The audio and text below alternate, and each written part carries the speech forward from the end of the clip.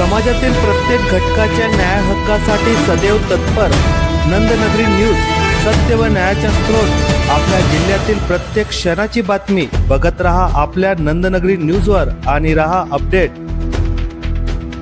सद्गुरू योगीराज श्री शंकर महाराज यांच्या 79वा समाधी सोहळा अक्कलकुवा येथे संपन्न।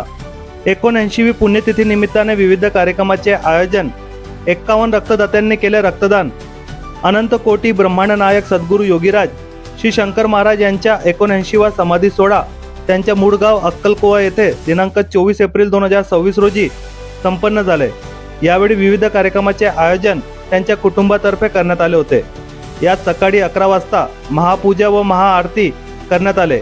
महाआरती ही अक्कलकुवा अक्राणी विधानसभा मतदारसंघाचे आमदार आमशा पाडवी यांच्या हस्ते करण्यात आले होते। पश्चात रक्तदान शिबिराचे उद्घाटन करण्यात आले। यात 51 रक्तदात्यांनी रक्तदान केले। रक्तदात्यांना आयोजकांकडून प्रमाणपत्र, ट्रॉफी व हेडफोन भेट स्वरूपात देण्यात आले। पश्चात महाप्रसाद भंडाऱ्याचे आयोजन करण्यात आले होते।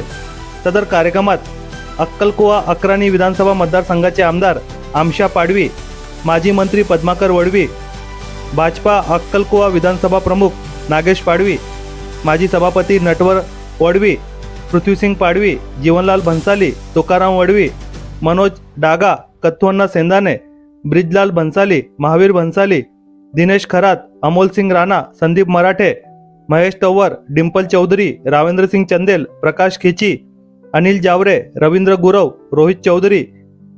तसेच कार्यक्रम यशस्वीतेसाठी किशोर हिरे, विजय हिरे, मधुकर पवार, जगदीश पवार, जितेंद्र हिरे, दीपक हिरे, बबलू हिरे, विशाल मंडलिक, जयेश मंडलिक आदींनी परिश्रम घेतले।